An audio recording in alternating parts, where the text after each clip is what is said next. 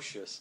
I've got to say, not many wrestling moves. It looked like a bunch of guys that just put their stuff on and went out just to entertain the local things. Now, I don't want to come across as the negative big, well, leave them alone, they're only a small company. But listen, I think personally, in this day and age, especially with British wrestling the way it's doing, I think you've got to be a little bit more professional than that.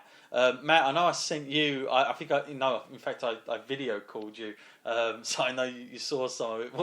What do you think? I mean, have you ever been to some of those shows? Because I've turned up live to some of those kind of things, and especially not so much now, but I'm talking about maybe 5-6 years ago. You never knew what you was going to get. You turn up at one of these sort of.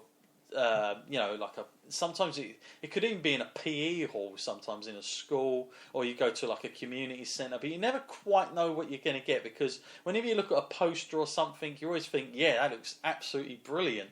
Then you get there and you realise this ain't so brilliant. Have you ever had any of that bad experience, Matt, the sort of kinds that I showed you the other night? Yeah, I think we've all been to a sort of indie wrestling show where you've gone there and thought, okay, yeah, I'll give it a go. The ticket's like a reasonable price, and then when you get in there, it's like pure cheese, playing up to the crowd, and the wrestling isn't up to a level that you expected. But, when you were talking about this program the other night, I didn't believe you. And then you actually showed it to me, and I was like, whoa, one, these guys don't even look anywhere near, athlete level. And, two, it's a Royal Rumble where all they're going to do is just lean on people and not really move around that much. Come on, guys. There's a little bit more to it. And I know, like you said before, they are just a small company, but in this day and age, the competition is so fierce. You don't want to have the option. If you was to go in the high street, you wouldn't want to see KFC next to a little guy selling his half battered up chickens. You can walk into the KFC and you just skip past that guy. So if they want to actually generate a good name for themselves, you got to try a lot harder. Yeah, totally agree. So it was a nightmare when I saw it. I mean, it was terrible, and it's the sort of thing that I just never dreamed I'd see on TV. I'll tell you that much. I mean, going to one's bad enough, but the fact that they're on TV, I'm like, how the hell did that happen? But let's hope not too many people, bump into that by accident. I mean, it's one of those things that's you don't want to give exposure to it, but it was so bad. It just really gives a bad name, in my opinion. Matt, look, before we get to the questions now, just a couple more things to go through. Just want to tell everybody that Andre the Giant, Matt, is going to have a HBO special. They're going to be covering Andre the Giant on a special. I think one of their specials that they do on sports people in general. They do some really, really good shows, really well-rounded professional stuff, and they've basically decided to pick out Andre the Giant, which I think is a really good move, because he's somebody that there are so many stories about Andre the Giant. You hear all the stuff, the usual stuff, how much the guy could drink, or how it was so difficult for him to get around, and things like that. But yeah, they've taken an interest. Vince McMahon himself he went out to Twitter as soon as he knew the announcement came, and he said the following. He said, there are so many great stories about Andre the Giant. Looking forward to them telling the stories with them and HBO. So, yeah, it looks really, really good. Looks like they've signed a lot of big wrestling names that knew Andre very well to come in and do it. So, yeah, really, really looking forward to seeing that. Also, Matt, moving to our mixed martial arts side of things, we always do talk about it here. There was an announcement in the week that Brock Lesnar has told the UFC he is retired from the UFC. And again, I don't know how much we're supposed to think on that, because listening to a few of the MMA guys, they felt like this happens a lot. It happened with Randy Couture a few times, and it's basically a way of him saying, well, I'm not going to have random drug tests turning up on my door unannounced, and I can kind of do what I want. But if he does come back, he has to be tested, and he cannot fight in under 4 months. because last time he got kind of a leeway, and look what happened there. So Brock Lesnar basically has said, Matt, he is done with the UFC. Again, I don't want to sound too bad on the guy. I mean, for all we know, he is done with UFC. But I just got a sneaky suspicion that he might have been doing it for other reasons. Matt, do you think he is done with UFC? Because a lot's been going out about UFC having that they still need big money drawers to come back, and Brock Lesnar is still a huge box office name.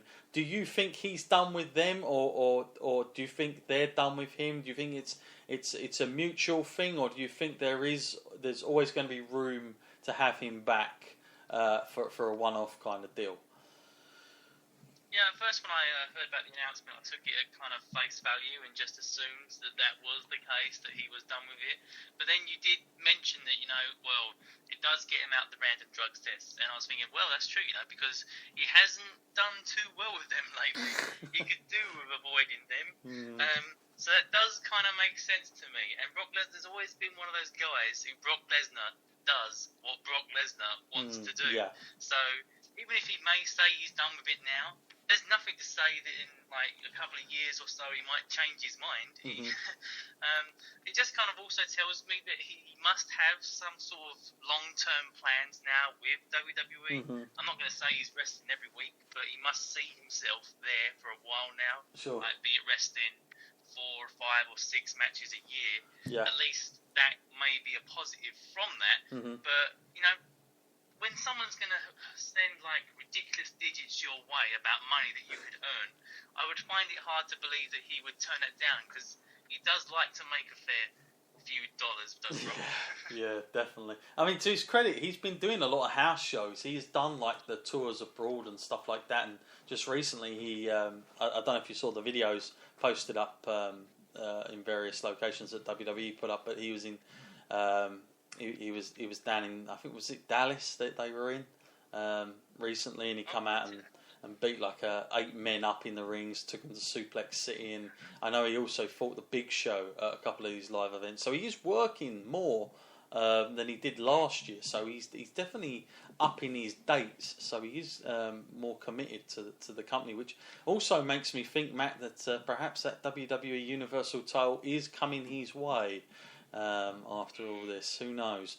But it looks like if you go on the house shows side of things, Brock's had a tremendous record. If you go on these live TV stuff, not so good with Goldberg, but house shows always do normally tell you something. Matt, let's go straight into the questions, shall we? Because I think we're at that stage now of the evening, and where we can get into it. We've had a few questions coming in whilst we've been on the air, so we'll get straight into that. And our first question, Matt, is from Ricky D, and he's one of the ones that emailed in recently, which is good because it's all on the New Day, Matt, about this announcement. Just heard the news that New Day are going to be the WrestleMania 33 hosts. Recently, I sat through a WWE collection on the network. I don't know if you've seen it. However, in this entire collection, they did not feature one single New Day match. All they showed was the night after they won the titles promo to the night they lost them promos. My question is, did they ever have a great match considering the amount of time they held those belts for? Question mark. And also, how would you book New Day as WrestleMania hosts at WrestleMania 33? So, no, I have not seen that collection on the network. I've got to be honest with you, Ricky. But Matt, I don't suppose you have seen that. No, I know they've been to various people, but the fact that they are all about promos, maybe. I mean, Matt, did New Day? Is it true that did New Day have a great match? Do you think in that entire time, or is it true that maybe they didn't, considering how long they held those belts for? It certainly wasn't a WrestleMania. I'll tell you that much. Between them and what was it, the League of Nations? Yeah, it's easy to forget these kind of things because they are kind of shuffled into the mid-card of things, and usually the things that stick out in your mind are the big draws, and they're not usually booked in that way. But even when you look back just recently and you see the people that took the titles from them, you know, Cesaro and Sheamus, you know, it wasn't a bad match. It was a good match. But and when you go, if for me, I have to go way back though for things that stick out of my head, like when they were fighting like the Wyatts. I thought those kind of things were good matches. Yeah. I think it's unfair to say they didn't have. I think the issue is there's not really standout moments in matches. There's more standout moments on the mic, which in a lot of ways, in a lot of sense, goes to show how good they are on the mic. Because you've got to remember, as much as you could knock them, they are all great wrestlers. Like, there's no doubt about it. And don't forget, they had to kind of claw their way back up after their gimmick didn't work in the first place. And it's only through to their sort of creativeness that they got over. But I felt like they'd done it on themselves. I think what this is a classic case of is WWE not really evolving them enough and letting go. And I did feel like in the end it's getting a bit stale. Now, the fact that they are going to be hosts this year, how would I deal with this if I was doing it? I mean, it's difficult. First of all, I don't think I would have had them, but like I said earlier, I think this is only for the ice cream and the fact that they didn't have any other ideas. But me personally, I think if you were going to do this, you're going to make them a special thing. I think you have them off TV. You don't put them on TV until WrestleMania. You have something happen. It would have been better if they'd have done this before this announcement, and then you say they're coming back to host WrestleMania, because it just would have felt better. But if we're going to have them coming out every week, Matt, to build their hosting of WrestleMania up, I think it's going to get very boring by the time we get to WrestleMania. So I feel like less is more. Keep them off TV and keep people wanting to see them by the time we get to WrestleMania, and maybe you'll get something out of it. But because, you know, if it's well done, then it's well done, and you know, you're going to have you'll have a moment. But if you're going to have it coming out every week and everybody's going to be talking about it, it's not so good. And is it going to be one of those moments, Matt, where we get the New Day out there and then we get like an interruption from another group or something, and we have to watch a little match, not even a match, but a little tear down at the end of it? Is it going to be that sort of classic moment again? I assume it is. I mean, even when you was talking just then, I mean, I know this won't happen, but I was having my own little fantasy in my mind where Austin would come out and just stun all three of them. You know, I mean, and the crazy thing is, probably the fans would love it. You know, these guys are supposed to be the good guys and the hosts. Yeah, I don't know really what to make of that. You know, like I say, it can be done well. I'm not you know, disputing that, but I do worry. You know, in those terms, how you go about it. It's all down to execution on those things for me personally. But yeah, slightly surprised, Matt, that they've you know, did we have hosts last year? I can't remember. Did they do that last year, or did they forget it? Who did, or did they not have that? I can't remember there being a host. I just remember sort of. Yeah, no, I don't remember hosts actually. No, I don't remember it. Yeah, I think we just had it these sort of like years before, where it was, you know, we had Hogan turning up at WrestleMania 30, didn't we? And I mean, I guess if anything, you'd say it was The Rock last year, but he wasn't sort of a host. He just came out, didn't he, and done the thing with Cena at the end. But yeah, nonetheless. Okay, well, thank you for your question anyway. Next question is from Mike. So sad to hear about...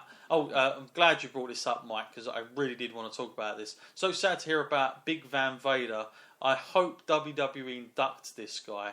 Even if he doesn't make it, at least he knew on his way out that he was going to be in. Surely that's better than waiting until it's too late. So sad.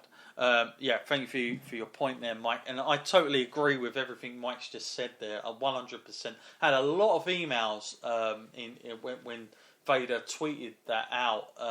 Was that last week, wasn't it, Matt? That came out very Very sad indeed. And, you know, I've got to be honest with you, Vader's been involved with WWE. I think it was last year he inducted Stan Hansen. The year before that he was in the audience. So he's been around WWE. They know he's around, and I can't understand for the life of me why WWE haven't done this. Matt, do you think, like, I know people will say, well, it's too convenient now, but in this case, Matt, maybe WWE, instead of just trying to be adaptable in their WWE storylines, maybe they need to be slightly adaptable to this one.